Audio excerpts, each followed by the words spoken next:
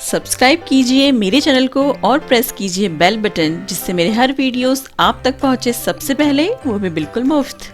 दोस्तों, आज आप लोगों के लिए लेकर आया मैं बहुत ही कम सामानों से बनने वाली बहुत ही टेस्टी सूजी की रस भरी मिठाई, जो कि एकदम ही गुलाब जामुन की तरह लगती है, पूरे रस से भरी हुई। देखिए, मैं आपको कट करके दिखाती हूँ। बहुत ही स्वादिष्ट, बहुत ही स्पॉन्जी, सॉफ्ट, एकदम ऐसा लगता है जैसे कि हम रसमलाई खा रहे हैं या गुलाब जामुन खा रहे हैं, इसी तरीके की ये लगती है। देखने में भी बहुत खूबसूरत, झटपट बन के रेडी होने वाली, और सिर्फ 2 से 3 इंग्रेडिएंट्स में बन के ये रेडी हो जाती है। तो चलिए देखते हैं इस मिठाई को बनाने का बहुत ही आसान तरीका। जब भी आपका कुछ मीठा खाने का दिल करे तो झटपट से इस मिठाई को आप घर पे बनाइए और खाइए, एंजॉय कीजिए अपने बच्चों के साथ। फेस्टिव सीजन पे भी आप इसे बना सकते हैं। तो दोस्तों, इसके लिए सबसे पहले हम बनाएंगे चाशनी। चाशनी के लिए मैंने यहाँ पे 2 कटोरी पानी लिया हुआ है। कटोरी का यहाँ पे मैंने सेम नाप यूज़ किया है हर चीज़ के लिए। तो फिर उसी कटोरी से मैं 2 कटोरी चीनी भी लूँगी। 2 कटोरी पानी और 2 कटोरी चीनी मैंने सेम नाप लिया हुआ है अभी तक। और फिर इसके अंदर मैं डालूँगी कम से कम 7 से 8 इलायची के दाने। अगर आपके पास पाउडर हो तो आप आधा चम्मच इलायची का पाउडर भी डाल सकते हैं। और फिर इसे हम अच्छे से मिक्स कर लेंगे। चीनी को पानी में अच्छी तरीके से मिक्स कर लीजिए, क्योंकि ये नीचे चिपकनी नहीं चाहिए। और तेज़ आंच पर हम इस चाशनी को पकाएंगे। देखिए, चाशनी पकाने के लिए हमें कोई रॉकेट साइंस की ज़रूरत नहीं है, कोई हमें तार वाली चाशनी नहीं बनानी है। जैसे गुलाब जामुन की चाशनी होती है चिपचिपी सी, बस हमें वैसी ही चिपचिपी गुलाब जामुन की चाशनी की तरह ही हमें चाशनी रेडी करनी है। तो यहाँ पे देखिए 15 से 20 मिनट में तेज़ आंच पर चाशनी बनके एकदम रेडी है। इसको अब हम रख देंगे साइड में ठंडी होने के लिए। फिर मैंने यहाँ पे एक मोटे तले का बर्तन लिया हुआ है, क्योंकि हम सूजी को रोस्ट करेंगे, इसलिए हमें थोड़े से मोटे तले का बर्तन चाहिए। तो आपके पास जो भी मोटे तले का बर्तन हो आप उसे इस्तेमाल कर सकते हैं। उसमें मैं डाल रही हूँ 1 चम्मच घी। घी में ही हम सूजी को रोस्ट करेंगे। आपके पास जो भी सूजी हो, मोटी या पतली, आप उसे यूज़ कर सकते हैं। वैसे पतली वाली ज़्यादा अच्छी रहेगी, जो बारीक सूजी होती है, रवा जिसे कहते हैं। तो मेरे पास तो ये मोटी सूजी थी, इसलिए मैंने इसी का इस्तेमाल किया है। फिर मीडियम फ्लेम पर मैं लगातार चलाते हुए इसे एकदम ही गोल्डन कलर का सेक लूँगी। जैसा गाइज़ हम हलवा वगैरह बनाते हैं तो उसमें कैसे सेकते हैं हम सूजी को, बस वैसे ही हमें इसे गोल्डन कलर का सेकना है।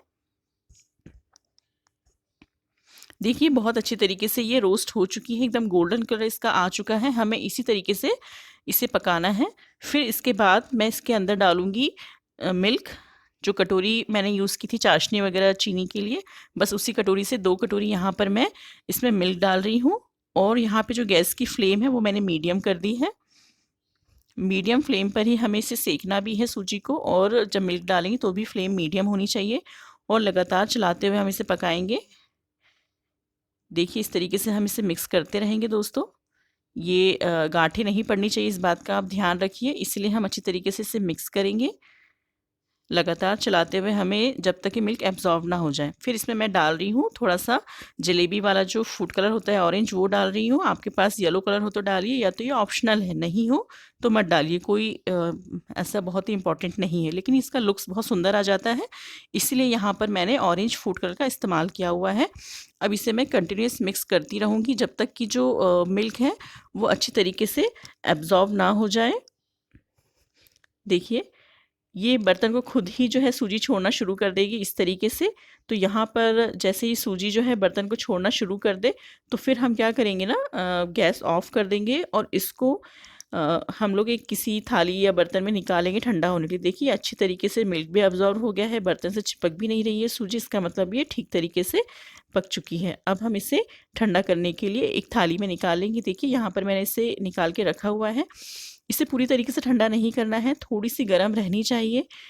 तो देखिए, अभी ये थोड़ी-सी हल्की-सी गरम है, तो इसे मैं अब इस तरीके से मसल-मसल कर, हमें जैसे हम रोटी का आटा वगैरह गूँथते हैं, वैसा ही हमें इसे मसल-मसल कर गूँथना है। मतलब इसको इकट्ठा करना है एक जगह, ताकि हम इसके पेड़े अच्छे से बना सकें। यहाँ पर दोस्तों, अगर आपको लग रहा हो कि ये बहुत ज़्यादा सूखा-सूखा सा हो गया है, ड्राई हो गया, तो भी घबराने वाली कोई बात नहीं है, क्योंकि ये सूजी है, तो ये बहुत जल्दी से दूध या पानी अब्ज़ॉर्ब कर लेता है, इसलिए ड्राई हो जाता है। तो कई बार ऐसे समेटने में दिक्कत होती है, तो आप थोड़ा-थोड़ा सा पानी या दूध डालकर इसको समेट सकते हैं। देखिए, मैंने थोड़ा-सा इसमें दूध डालकर इसको अच्छी तरीके से समेटा था।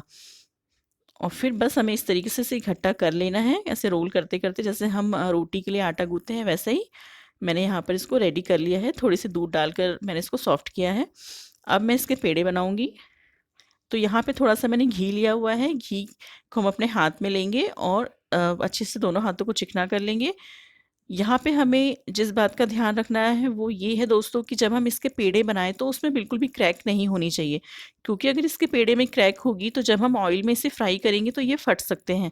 इसीलिए देखिए बहुत ही अच्छे से थोड़े से प्रेशर से हम इसको मतलब पेड़े बनाएँगे थोड़े दबाते हुए और इसकी सारी किनारों को अच्छे से सील कर देंगे इस तरीके से। हर तरफ से आप इसे चेक कर लीजिए कि चिकना है या नहीं।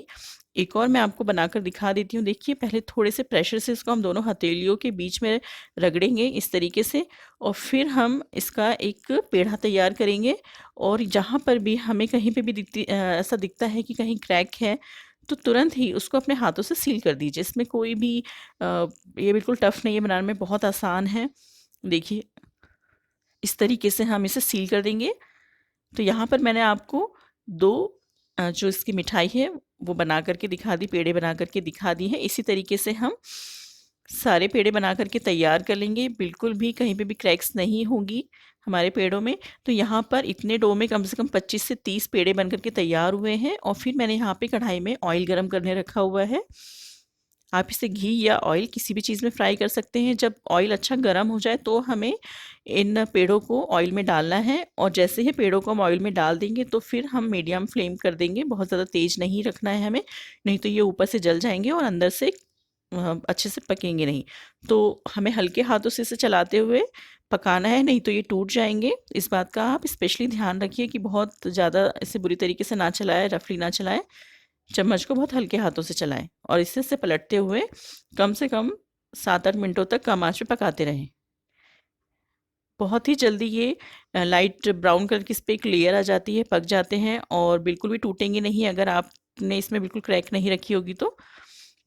और हल्के हाथों से चलाते हुए हम इसे पका लेंगे। देखिए मेरे यहाँ पर एक भी जो पेड़े हैं वो बिल्कुल नहीं टूटे हैं, बहुत अच्छे तरीके से ये क्रिस्प हो गए हैं, पक गए हैं अंदर तक। तो अब मैं इन्हें एक-एक करके निकाल लूँगी। बस इसी तरीके से हमें सारे पेड़ों को लाइट गोल्डन होने तक फ्राई करना है और उसके बाद जो चाशनी हमने बनाकर रखी थी हम उसमें डालेंगे। पहले हम इसे निकाल लेते हैं। यहाँ पर मैंने 2 बैचेस में इनको फ्राई किया हुआ है दोस्तों। देखिए